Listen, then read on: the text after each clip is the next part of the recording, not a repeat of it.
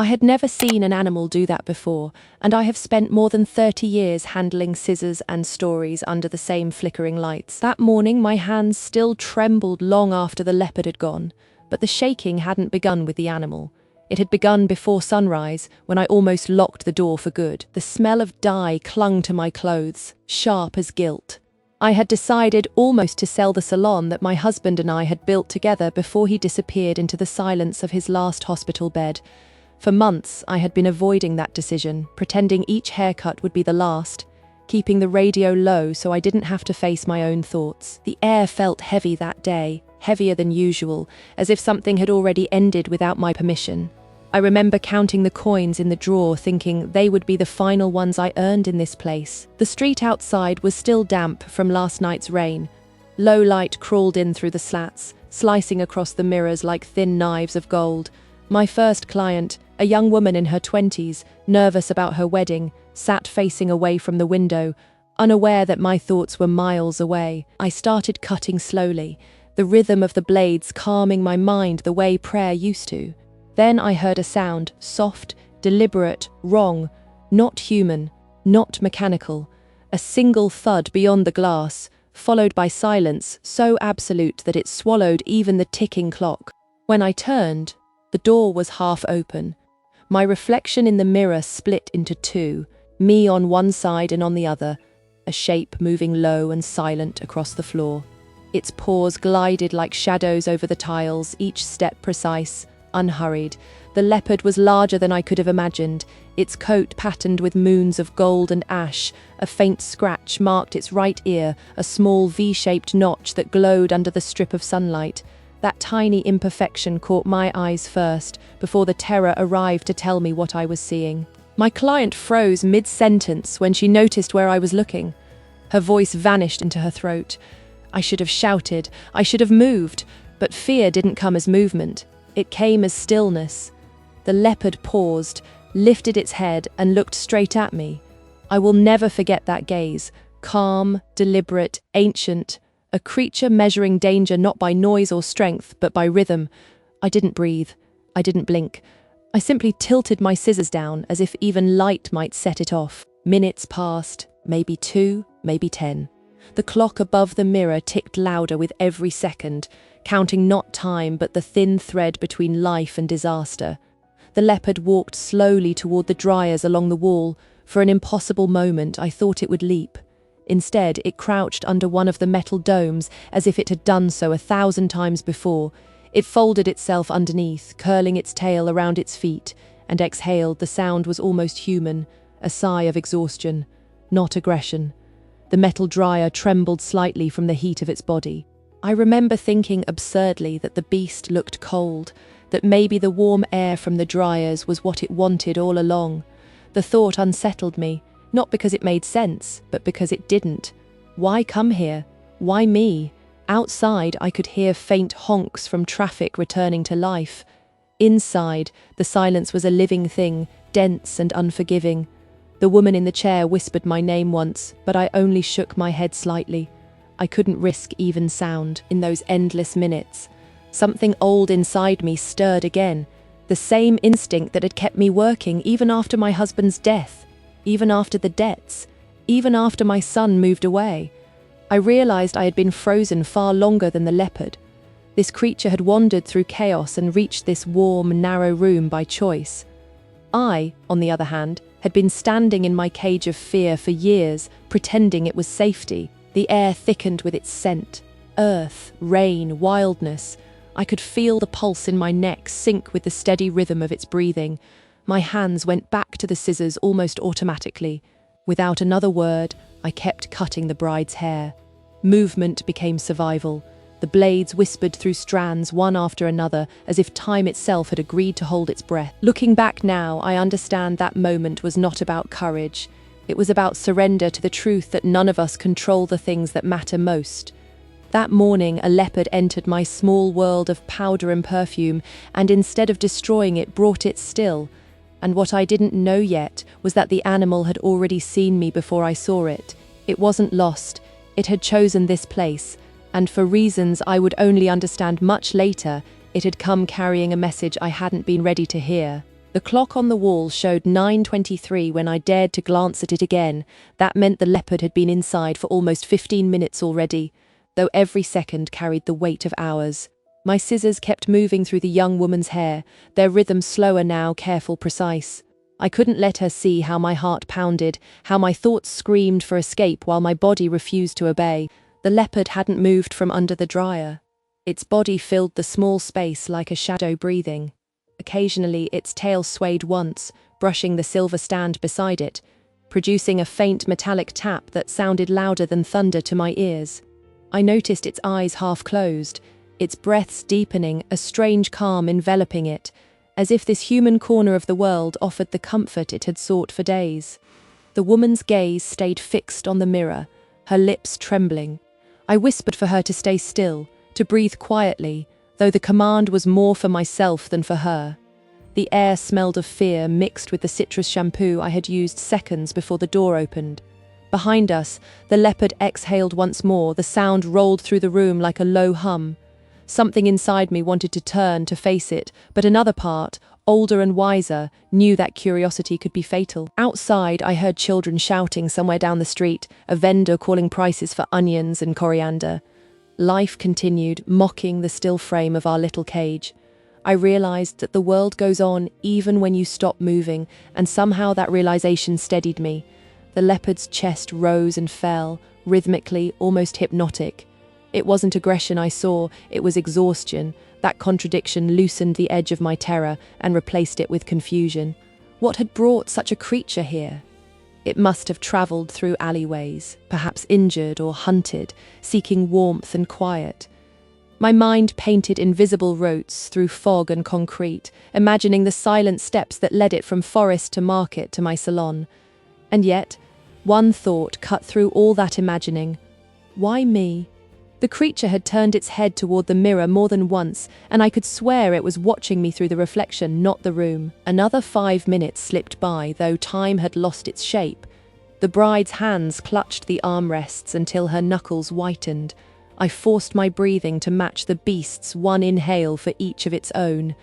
That fragile synchronization made me feel connected to it in a way I couldn't explain. I almost sensed that it knew the sound of scissors was no threat, that the soft clicking carried peace, not danger. Then the smallest detail changed everything. The leopard blinked once, lifted its head slightly, and sniffed the air, as if remembering something buried in scent. Its ears twitched toward the locked back door. The movement was subtle, yet deliberate. My mind raced. Was another animal nearby? Was it waiting for someone? Or something, outside? That question struck like a blade through quiet water. I could not understand what it sought, and that ignorance terrified me more than claws ever could. The heat from the dryers mixed with the animal's warmth, thickening the air. Sweat traced slow paths down my spine. I wiped my palms against the towel on my shoulder, hiding the tremor that refused to leave me. Every instinct demanded flight, yet I stayed rooted, guided by an intuition I did not trust but could not deny. The longer we remained still, the clearer it felt. This silence was an agreement, fragile but real. The woman's haircut was finished, though I kept trimming imaginary strands just to keep moving. Movement meant life. If I stopped, I feared time itself might collapse around us. I stole a glance at the beast and caught its reflection in the mirror again. Those amber eyes steady on mine from beneath the metal dome. They didn't speak fear, they spoke recognition, a wild understanding that crossed whatever boundary separates species. When the half hour finally passed, I knew because the dryer's timer clicked off with a hollow sound. The silence that followed was different, tense, waiting. The leopard stretched slowly, muscles rippling like water under light, then leaned once against the wall as if testing its strength. Then nothing, stillness again. I thought the nightmare might be over, but something told me we were only in the middle of an understanding too delicate to name, and deep down I suspected the animal hadn't come to harm us at all. It had come to remember something I had already forgotten. I could have sworn the air grew thicker when the dryer's timer ended. The machine's hum faded, and the silence that followed carried a weight I could hardly bear. Every second without sound seemed to sharpen the edges of my fear, until even my heartbeat felt too loud. I remember gripping the comb so tightly that the teeth left marks on my palm. The leopard didn't move at first. Its head stayed low, eyes fixed somewhere beyond me, as though peering through the wall behind my chair. My client's breathing grew faster, too shallow, like the flutter of an injured bird. I wanted to whisper that it would be fine, but the words never formed. They would have fallen apart before leaving my throat. Then, without warning, the animal turned its gaze toward the door, the same one that led to the small alley where I used to feed stray dogs when my husband was still alive. The sight of it stirred a memory I hadn't called for. I pictured him again, standing where that alley began, telling me that kindness always had a cost, and that one day I'd pay mine. I never believed him until then. I had once promised myself to leave everything behind. The debts, the memories, the broken mirror by the window he had cracked the night we argued about closing the shop. But every time I tried to sell the place, something stopped me. Maybe the smell of chemicals that reminded me of our laughter. Maybe the light through the blinds that fell exactly where his chair used to stand. That indecision had turned into a kind of disease, subtle but chronic. And now, facing the leopard, I finally understood what it meant to hesitate too long. The beast shifted its weight, brushing against the floor with a sound like sand dragged across glass. I thought it would lunge, but instead it stayed still, its gaze returning to me, slow, deliberate. There was no rage, no hunger, only knowing. I had seen that same look once before, the moment I told my husband we couldn't afford his final treatment. I'd watched his eyes darken with acceptance rather than anger, as though he had already made peace with what I could not bring myself to decide. Outside, faint footsteps passed, followed by the cry of a distant horn. The normality of the city pressed against the surreal quiet inside that small room. I could still hear the whisper of the leopard's breathing from under the dryer, a low reminder that life hung by threads we never saw coming. And there, inside that pause of existence, all the choices I'd evaded returned like ghosts demanding audience. When the bride finally spoke, her voice barely rose above a whisper. She asked whether we should run. I wanted to say yes, to run until my body burned with exertion, until this day became only a story, but something kept me fixed in place, something beyond fear. It felt as if leaving now would mean more than abandoning safety. It would mean abandoning understanding. The animal wasn't attacking, it was waiting, maybe for me. The scent of rain drifted in from the open window, mingled with the thick perfume of hair cream and the faint musk of the beast. My mind wandered to the fields of my old home, the one I had almost sold the week before. I saw again the small grove where leopards sometimes prowled at night, and the childish belief I'd once had that they watched over us from the shadows. Maybe this was one of them. Maybe it carried something of that land, something I had turned away from. Then came the movement that shattered my fragile stillness. The leopard straightened, muscles tense, eyes locked on the curtain near the sink. It took a slow step forward, soundless but firm. The noise that followed came from outside, a shout, then a slap of metal against stone. Someone had spotted it. My heart lurched as the animal's ears twitched, and within its trembling body I felt something more than fear. I felt decision. The next moments unfolded like a storm in slow motion. The leopard turned toward the rear door, the same one to the alley, and growled softly, not in warning but in recognition. I don't know why I did it, but I reached out a hand, a useless gesture made from instinct. The animal paused a breath longer, those amber eyes steady on mine, and then it stepped into the narrow passage beyond. The door shut behind it with the gentlest click. That was when I realized what the stillness had been teaching me. It wasn't patience the animal had shared, it was purpose. For weeks I had avoided deciding whether to sell the salon or go back home, but that morning, as the sounds of chaos rose outside, I knew the answer had already been chosen for me. Something wild had crossed into my small, artificial world to remind me that not choosing was itself a choice, and that I had run out of time to pretend otherwise. The noise outside burst like a storm breaking its cage.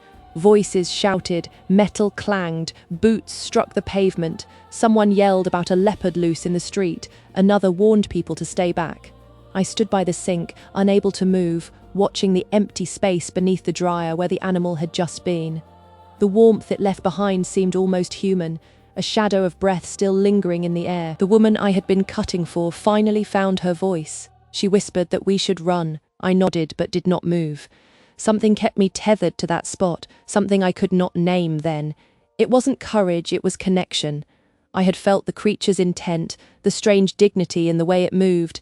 That kind of presence does not vanish when a door closes. Outside, a car honked 3 times, sharp and impatient. Through the half-open shutters, I could see flashes of gold and black between legs and wheels. The Leopard darted once, barely visible, then stopped beside the curb. People screamed, scattering like birds. But instead of attacking, the animal crouched again, head tilted toward the salon window as if searching for something familiar for me, for the calm we had shared in the silence. That single glance tore through me. I pressed against the wall, my chest pounding so violently that I thought it might betray me.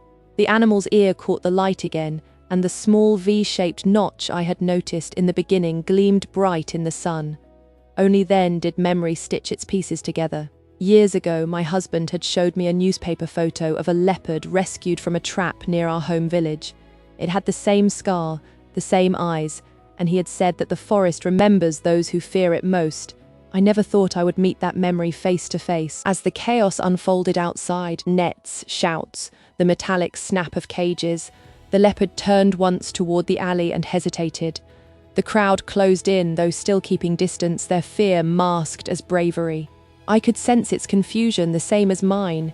How had a creature meant for rivers and rock ended here, surrounded by cement and noise? Before I realized what I was doing, I opened my back door slightly, enough for a shadow to slip through if it wanted. The animal noticed. Its body pivoted toward the gesture without sound. Then, with a grace that defied the weight of its muscles, it crossed the narrow street in 3 strides, entered the passage, and vanished beyond the dumpster into the green belt behind the building. No one saw it clearly but me. My hands shook against the wood as I closed the door and leaned my forehead against the frame. For the first time in years, I didn't feel trapped. I felt released. Inside, the bride dared to breathe again. Her tears came uninvited, silent, heavy. I pulled a chair for her and pressed a glass of water into her hands. We said nothing while distant sirens faded away into the morning. When I finally looked at myself in the mirror, I caught a glimpse of someone I hadn't seen in years. The lines in my face seemed softer, my eyes steadier. I realized that the fear had carried something sacred inside it, a reminder of who I used to be before all the doubts took root. Later that afternoon, when the officials confirmed the animal had returned toward the foothills, I turned the sign on my door to closed and sat by the window. The empty chairs gleamed under the weak sun. I thought about the field behind my old house, the dry soil longing for hands to touch it again. The decision I had postponed for months no longer felt heavy. It felt inevitable. I would go back, not to escape, but to return to the earth that had raised me and to the silence that had once kept me alive. Even now, when I sweep the floor of that old field's cabin, I sometimes imagine a rustle among the bushes at dusk, the scent of rain mixing with dust, the whisper of steps careful and slow. I tell myself it's the wind, but some part of me knows better. The leopard came once to remind me that stillness is not defeat, it is the space before choosing. And when it walked away, it carried my fear with it, leaving in its place something I had lost long ago, the courage to begin again.